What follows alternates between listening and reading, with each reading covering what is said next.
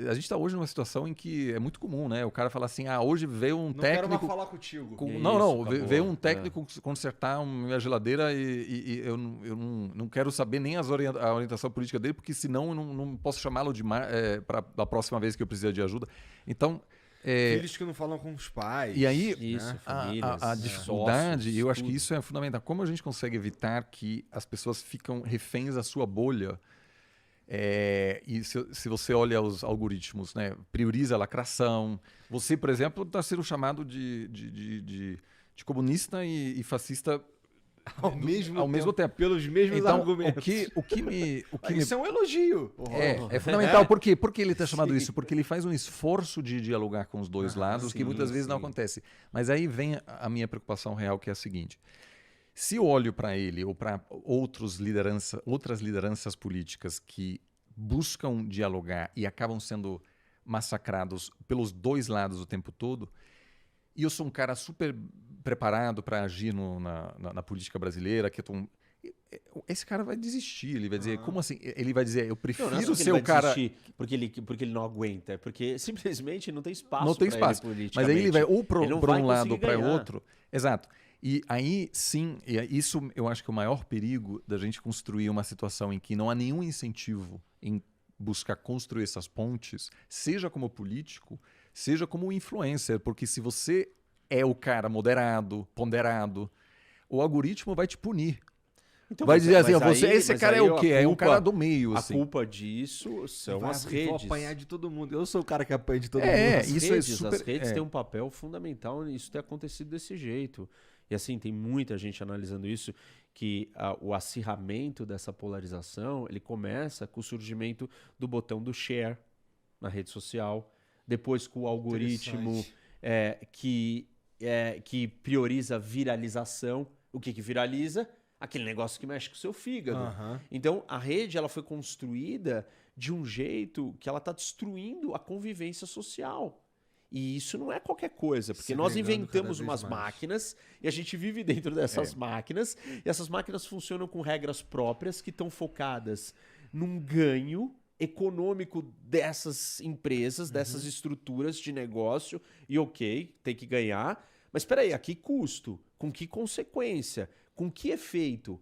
A gente nunca pensou nesse efeito desse negócio. Essas empresas hoje, elas têm mais poder que estados e nações inteiras. Sem dúvida. Porque elas transcendem Consegue todas as influenciar fronteiras. qualquer coisa, né? Qualquer pessoa no mundo inteiro, em qualquer lugar, em qualquer fronteira. E, tipo, rompe as fronteiras, impõe as suas regras, funciona do jeito que quer e ninguém consegue mais conter elas. E a gente não pode sequer ter uma conversa sobre isso. Porque, assim, se torna um negócio absurdo. Não, você quer censurar? Não, mas a gente tem que conversar, que tem que ter regras de convivência. Como existem regras de convivência de eu chegar aqui e falar boa noite pra você te cumprimentar. Onde você aprendeu isso? Anos de convivência com a sua família, com seus pais, com a sociedade. Então, existem etiquetas de convivência pra gente estar no mundo digital. E isso não acontece mais. E nós precisamos codificar isso se as pessoas não conseguem fazer isso voluntariamente. E Uma essas coisa que eu regras precisam sempre valer falo. pra todo mundo. Isso, e uma coisa que eu sempre falo, Igor, e acho que talvez o Oliver já tenha me ouvido falar disso. Não tem cabimento a gente permitir que as pessoas possam entrar numa rede social sem elas serem reais. Você pode entrar num avião com um documento fácil? Você pode entrar num país com um documento fácil? Puta, eu não pensei profundamente sobre isso, mas eu tendo a concordar, cara. Pô, Mas- como que você não vai poder... Você pode inventar que você é uma pessoa que você não é. É que- Nada sério que você faz na sua vida pode ser feito você se passando por outra pessoa. Não pode, porque raios você pode ter um perfil num negócio que você convive com o mundo inteiro e você é uma mentira, você é fake, você não é o nome que você tá lá, não é a sua cara. Isso só facilita você ter comportamentos erráticos, corajosos, estridentes, malucos. Não é você. Não tem consequência no dia seguinte. Você não vai falar certas coisas e sair na rua batendo nas pessoas ou xingando todo verdade. mundo. Porque, cara, é seu vizinho, você vai ter que ver ele todo dia. Agora, se você é você e você tem que ser você na porcaria da rede, você precisa, a gente precisa ter uma regra. Por que raios nós não inventamos uma identidade digital? Acabou. Você só cria o perfil. Vai ter gente que vai falsificar a sua identidade digital e vai fazer o perfil falso? Vai ter. Mas aí é uma minoria. Não é essa loucura que é hoje. Quantos milhões de perfis falsos existem no mundo? É que tem uma coisa muito interessante. Eu, às vezes, eu não consigo acompanhar e você, imagino, também não, porque você recebe comentários. Às vezes eu respondo a comentários, alguém manda assim, seu fascista ou comunista, né? Os dois, assim, safado. E às vezes eu respondo e falo, poxa, obrigado pelo comentário, eu queria entender melhor.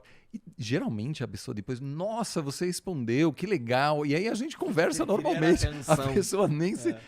Eu acho que já passou por isso. Então, claro, o anonimato permite você exagerar na dose e acabar ameaçando as pessoas, etc., sem medo da repercussão que isso possa ter. E, de novo, assim, eu às vezes propositalmente respondo a coisas totalmente absurdas e na grande maioria das vezes, a pessoa depois fala, poxa, desculpa, na verdade eu não quis dizer isso, é um tema que me interessa. Porque ela não falaria isso ao vivo. Exato, sim. Mas aí no diálogo digital, ela começa assim a interação, entendeu? É a primeira interação, isso, é né? tipo a primeira chute na cabeça. Tipo, chegar te chutando. Aí você fala assim, mas por quê? Eu só acho que seria interessante testar isso num espaço. Teria que testar isso, se aquilo faz diferença. Você está falando de um CPF digital. Isso. Tá. A questão é que muitas Que eu acho ameaças que, assim, vêm não de tem pessoas problema reais. Não tem problema nenhum e você tem uma identidade. Porque, Não, assim, eu não tô dizendo que não seja assim. Eu só estou dizendo, conversando com pessoas que recebem muita ameaça, nem sempre é uma pessoa desconhecida. Também tem gente real assim, que mas te é que escreve. o nível da loucura tá tão grande que é normal até você ser real e fazer aquilo, porque você acha que não vai ter consequência nenhuma. Exato. Então, porque é uma terra de ninguém, assim, numa escala muito exagerada. Sim. E assim, não sou eu que estou falando isso. Tipo, grandes pensadores estão analisando isso. O Harari, por exemplo. O próprio Elon Musk, ele queria Isso. dar um verificadinho para todo mundo Não, colocar o Harari virou e falou assim, o desculpa, assim, documento. a maneira como essas máquinas foram construídas e estão sendo geridas, os impactos que elas estão tendo na sociedade são tão gigantescos que a gente não está prestando atenção. E daqui 10 anos nós vamos olhar e vamos falar assim, mas que momento que começou a acontecer isso e a gente não Como é que a gente não deu esse reagiu? mole? Como é que a gente deixou que é um processo isso chegar nesse lento, ponto? né? Eu concordo, Isso. sim. Então, assim, isso é uma discussão muito séria que a gente tem que ter. E, assim, nem entendo por que não teve um clique e pronto. Eu acho Entendeu? que... Porque a hora que vir num lugar, é uma reação em cadeia no mundo inteiro. É que tem alguns países onde a não identificação também pode trazer ganhos. Por exemplo, onde a perseguição política, você pode... se você é um dissidente que precisa colocar o seu CPF, obviamente a sua chance de se mobilizar Bom, contra mas o aí governo... esses países é Irã, China, Sim, Rússia. mas são muitos. Só que nesses lugares você pode colocar não CPF ou colocar CPF que o cara vai te achar de qualquer jeito. Porque o governo tem controle absolutamente total e ele tem uma polícia específica para fazer a situação isso. que a gente vive hoje. Isso, e o governo tá indo atrás de você. Ele tem polícias específicas. Por exemplo, sei lá, fazendo um parênteses aqui, o que está acontecendo no Irã. Né? A polícia da moralidade, que fiscaliza qual é a roupa que as mulheres usam. E essa polícia fiscaliza e vai atrás para prender, massacrar, assassinar, matar pessoas que não estão se vestindo daquele jeito. Então, eu não acho que nesses exemplos, no final funciona, porque nós estamos falando de... Esses lugares já são tão extremos que eu não acho que essa... Tá. Mas, por exemplo, as redes sociais ajudaram a derrubar, por exemplo, regimes durante a Primavera Árabe, que acabou não consolidando a ordem democrática nesses países, mas eu acho que se você tem que se registrar um país, obviamente, com controle ou sem liberdade de expressão, aquilo... É que assim, tipo, você se registrar ou não num país com essa realidade é ínfimo perto dos outros milhões de problemas que você já vive por estar naquele país, entendeu? Mas por exemplo, nada do que você vai fazer funciona. Mas as críticas que nascem agora na Rússia contra a condução da guerra são muitas pessoas que não se identificam, obviamente, por medo de represália. Então, assim, eu só estou dizendo que eu concordo que seria interessante fazer um grande experimento. Democracias. Nós estamos falando de sociedades democráticas. Né? Eu não acho que China, Rússia, Irã, Coreia do Norte são exemplos... permitiriam algo nesse sentido. São exemplos assim que, tipo, eles não precisam da gente chegar à conclusão que nós precisamos ter essa regra. Sim. Ele já impõe outras regras muito mais severas do que essa para você ter uma internet. Pra você- Tipo, ele já sabe, já Usa o tem a meu identidade, aplicativo. é. Você vai É o usar aplicativo o que minha rede. censura qual a informação que vai ter.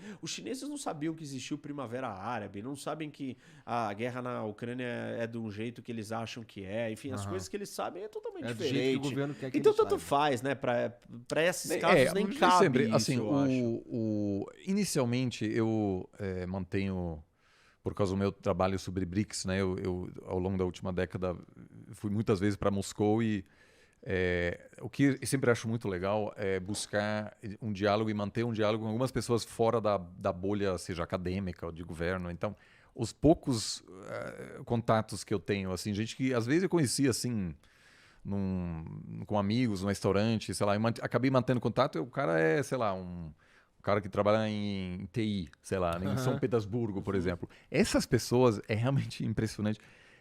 Até maio, junho, alguns não sabiam mesmo o que estava acontecendo na Ucrânia. Mas que interessante. Porque o governo conseguiu blindar eles. Mas desde julho, agosto, hoje todo mundo sabe. Tá.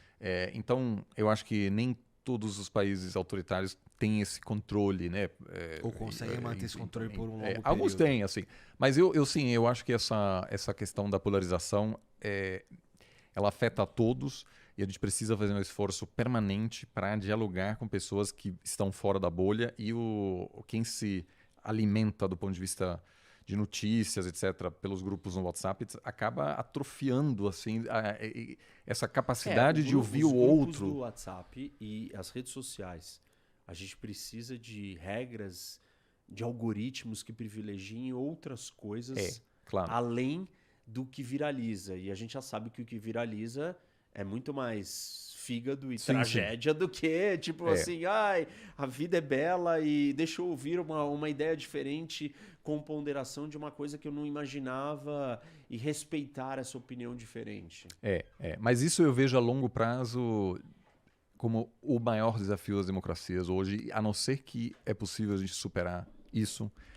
A gente vai passar por um processo em que o outro lado será desumanizado, visto como inimigo da pátria, como e assim que as democracias morrem, como um literalmente. grupo que é pensadores contra. escreveram, tipo, a democracia vai morrer a hora que você considerar o seu adversário o seu inimigo. E que vencer a eleição é matar o inimigo.